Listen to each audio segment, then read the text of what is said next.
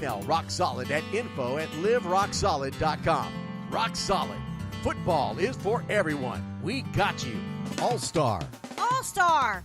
All-Star Inflatables, a premier custom manufacturer of cold air inflatables. And they know what big-time Texas football is all about. They specialize in team spirit tunnels, inflatable helmets, mascots, bounce houses, and much, much more. They also do repairs. No job is too big or too small for All-Star Inflatables. With over 35 years of combined experience, their goal is to create, design, and manufacture top-quality inflatables at affordable prices.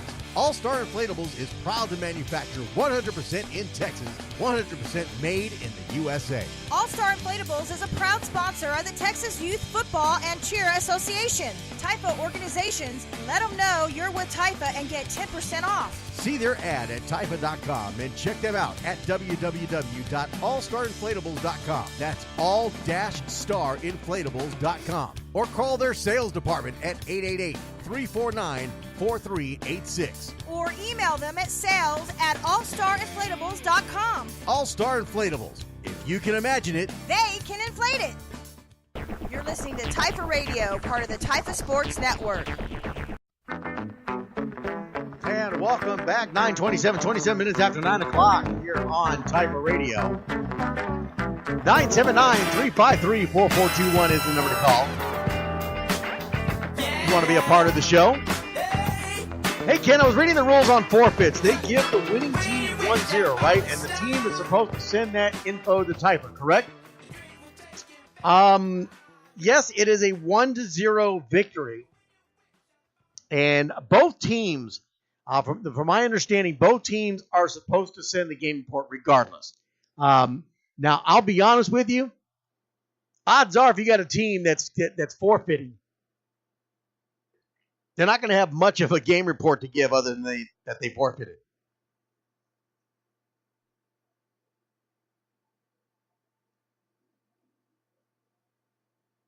I mean, that's all I can tell you.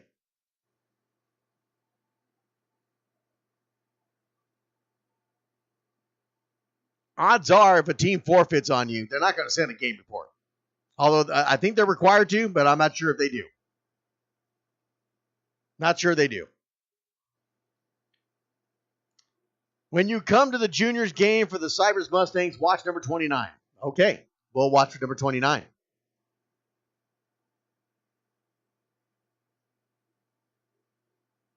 So some questions that we had asked here on TIFA Radio. They were either emailed or they messaged me one way or the other.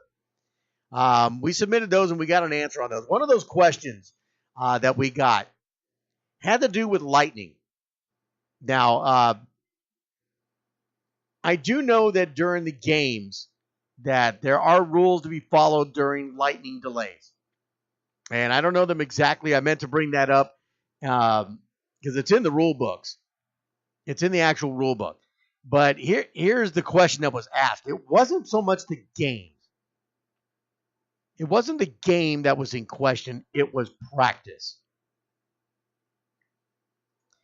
So the question was, it actually was a concern, was if there's lightning in the area, should practice be canceled?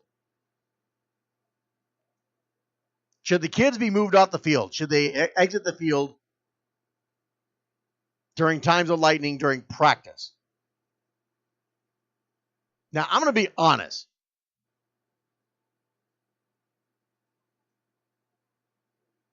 I'm going to be honest.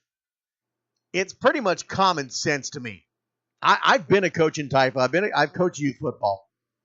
I've been at practices where you get particularly those daytime heating storms that pop up early, like July, August, into September.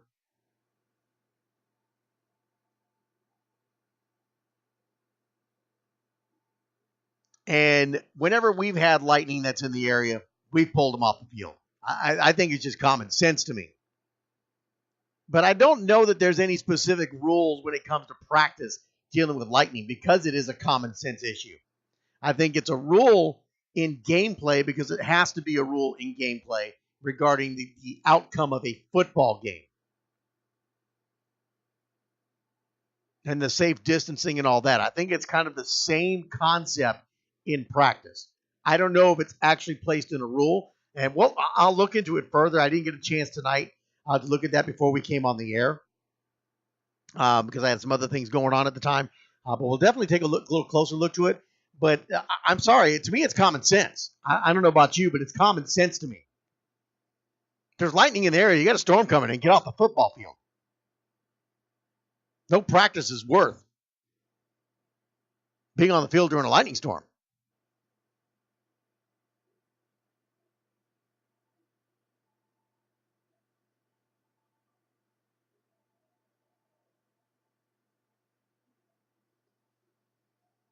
So the other question that was asked, and this had to do with particular organizations and how what Taifa can do. The question, the issue was, the organization was requiring the coaches to purchase their shirts to coach on the team. They had to wear their shirts, and they required them to purchase them.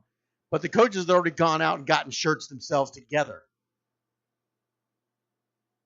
Can the organization force them to buy those shirts? And I'll tell you, the response that I got on that was, that's up to the organization. Taifa does not govern that stuff. Taifa governs the league as a whole. They don't govern the individual organizations on how they operate or what they do. There are some rules that they have to follow that deal with the league itself, but not so much the organization. So if they decide they want to charge their coaches, their volunteers, to pay for their uniforms, that's up to them. That's up to them. Now, I will say, and I answered this initially, I will say this.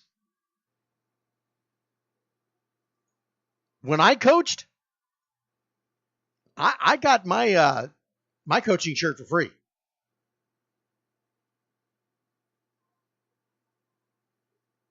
I got mine for free. I don't know about anybody else. I think the organization, the Live Oak Jaguars that I coached for, I think they looked at their volunteers as being volunteers. They're giving up their time to be out there at the football field during practices, during games. They gave them a coaching shirt to make sure everybody matched, to following the league rules. But it's up to the individual organizations. I mean, that's pretty much the bottom line on that. I mean, Taifa is not going to get involved in that unless it's something that's a wrongdoing. And this is not a wrongdoing. They choose to charge their volunteers to wear those shirts. If the coaches choose to go get other shirts outside of that, but the organization says, no, you have to wear the shirts that we had made and you have to pay for, or you can't coach. That's because they're following the rules. They're following the rules of Taifa, and that's where the coaching staff has to be in uniform. They have to be uniform.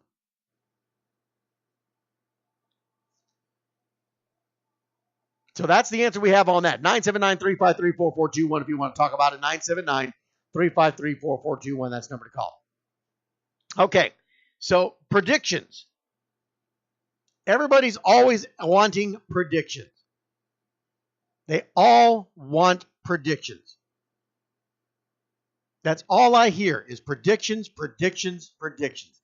And I give the same answer every single time, and that is I don't do predictions until midway through the season. Well, guess where we're at? Midway through the season. So here we go. I'm going to give predictions on the games that I'm going to be calling this weekend. That's between the Southside Cowboys visiting the Cypress Mustangs. So let me break this down here to the Houston D2 district here. And in flag, the Cypress Mustangs in the Houston district, not as a whole, not Division II as a whole, but in the Houston District 2, Houston Division 2. Mustangs are 3-0 and currently in first place. They've scored 89 points and only allowed 6. Southside Cowboys are 1-1. They've scored 18 points and allowed 27. They're in 7th place.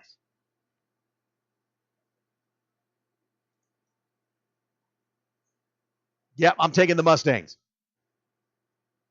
Mustangs all day long on that one. I think I think the Mustangs have got the Cowboys on the menu. And right now, when you look at that, Cowboys right now are just a side salad.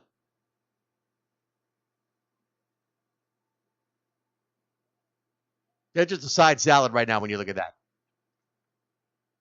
Looking for a good game, and I'll be on the field for the flag game, so we'll be right there in the mix of it between the Cypress Mustangs and the Southside Cowboys. Make sure you catch all the games here live here on Typer Radio Game Day.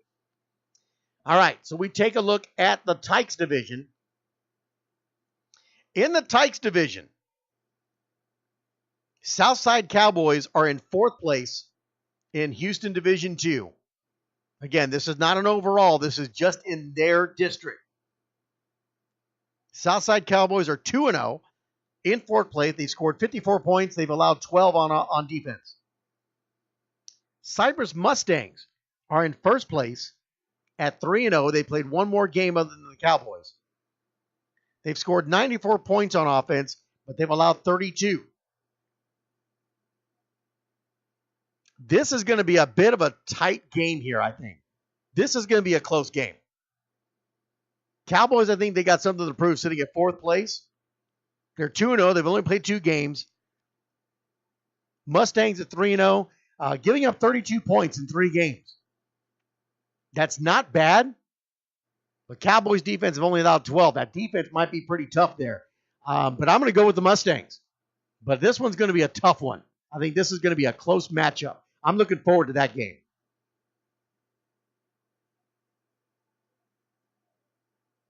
I'm looking forward to that game right there. That's going to be the Tykes Division 2 Mustangs, Cypress Mustangs, and the Southside Cowboys. That's going to be a good matchup. The Rookie Division. This is the game right here.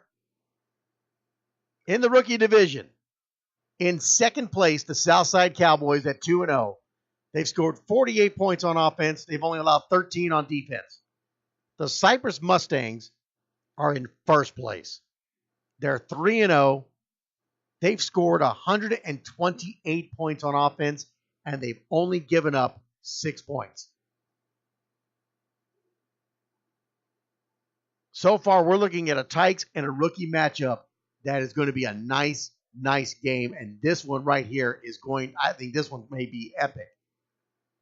Watch for the Mustangs. With 128 points in 3 games, that looks like a high-powered offense coming at you there. Let's see if the Cowboys defense can do anything. 48 points on offense, it's respectable. But they're going to have to move the football if they're going to stay up with the Mustangs. I'm taking the Mustangs.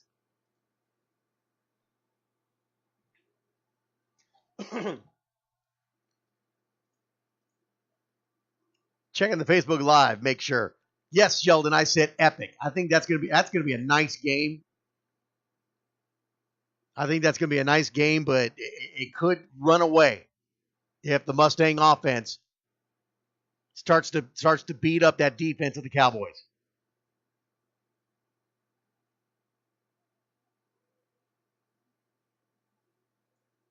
$128 points on offense in 3 games. That's nice. That's a nice working offense right there. We'll see what happens on Saturday. Junior Division. In the Junior Division, Southside Cowboys are in 11th place in Houston Division 2. They're 0-2. They've given up 44 points on defense. They've only scored 26. Cypress Mustangs are 2-1 in 5th place right now. They've given up 33 points, and they've allowed 74.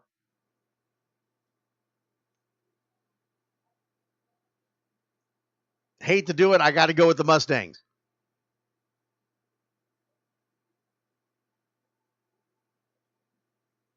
I have to go with the Mustangs. I think the Mustangs have a potential sweep here. That Tykes game and that Rookie game are the 2 games that are kind of up in the air. But the Mustangs have a potential to sweep during their homecoming games here this Saturday. Smith Middle School out in Cypress, Texas. We will have the call here all day long on Typer Radio.